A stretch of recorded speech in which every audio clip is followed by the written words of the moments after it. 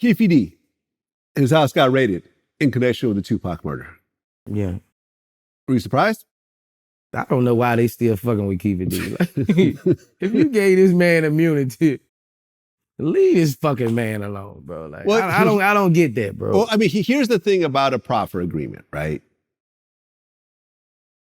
A proffer agreement, aka queen for a day, means that you could come in and you could testify about a bunch of crimes that you were involved in, and your testimony that day cannot be used against you as long as it's proven to be true, right?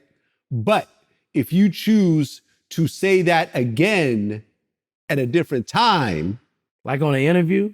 Like on an interview or in a book, because you know he wrote a book, right? I didn't know he wrote a book. Yeah, my first interview was based on his book. Oh, if you watch the first Vlad TV Keefe interview, you go, oh, Keefe going to jail because of Vlad. Keefe wrote a book. My whole interview was based on his book. I didn't know that. Oh, yeah. Yeah. I didn't know that. No, so exactly. If you fabricate something in a different way, they can come back. Well, not even fabricate if you just say something. If you just say something after that. It's not protected.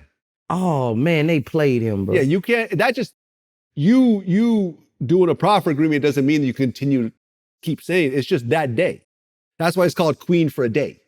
Just that day. Right? So if he chose, and I remember I talked to Greg Kading, the one who actually got that confession from him that day. Yeah. He even says, listen, if he chooses to talk about it other times, really, like, he's doing it at his own risk. He didn't have immunity from prosecution. All he had was protection from self-incriminating statements. Right. This is a very important difference because people confuse these two things. You know, and I mean, listen, I've interviewed Keefe twice. I didn't know that. That's how it works. I did not know that, bro. Yeah. Know the law. I did not know that, bro. Know the law. So ultimately, based on his book and some of his interviews, I don't know. I don't know what's going to happen. You know, authority people are like, oh, Vlad, you will be taking the stand. I'm like, no one's talked to me about it. Police hasn't contacted me. And if they do, my response is going to be, it's all in the interviews. You're not, like, whatever you're going to talk to me about, it's already publicly released. Right. Me and him have not had any conversations outside of, outside of our interviews where he's ever told me something or anything else like that. So if y'all want to waste your time with me, go ahead. Because my response is going to be, watch the interviews. Right. Nothing got cut out. It's all right there. That's what y'all are using. That's what y'all are using. But there's a whole book that I based it on. I didn't know he had a book. I know he did another interview with some other guy.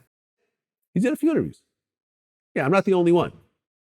They must ain't explained that to him because, you know. I'm sure he knows about it. I just think he feels that it's a 27-year-old case. It just is what it is. You know, so I don't know. I guess they'd recover some bullets. I can't imagine the bullets that they recovered. 27 years old. 27-year-old bullets. What? So what? So the gun I think they killed, mad because they didn't. So the gun that killed Tupac. They didn't prosecute that case right. The evidence. I think they still mad, bro, that he can freely talk about it. I didn't know the statutes of it. Yeah. But well, I mean, here's the thing. I remember I talked to Craig Kading about the situation. He said the reason why it didn't get prosecuted back then was because during that time in 96, Las Vegas was trying to rebrand itself as a family destination. Okay.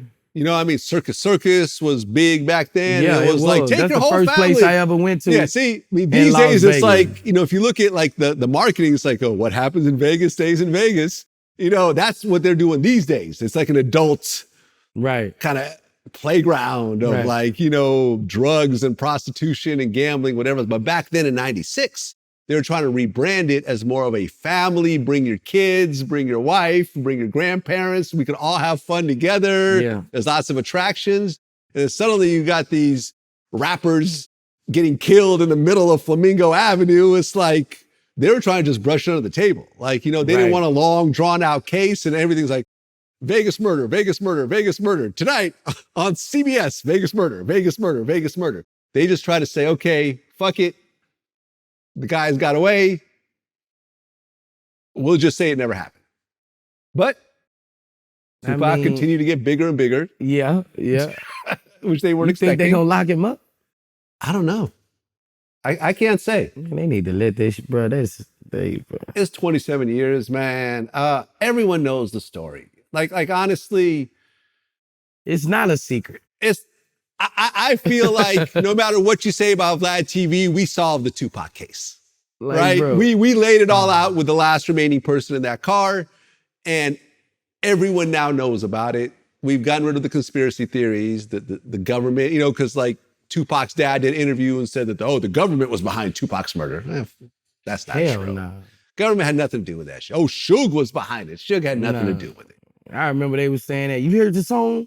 It say Suge shot me. Oh, yeah. Man, I play it backwards. Man, I remember they brought that shit to me, bro. I'm like, hell nah, Yeah. bro.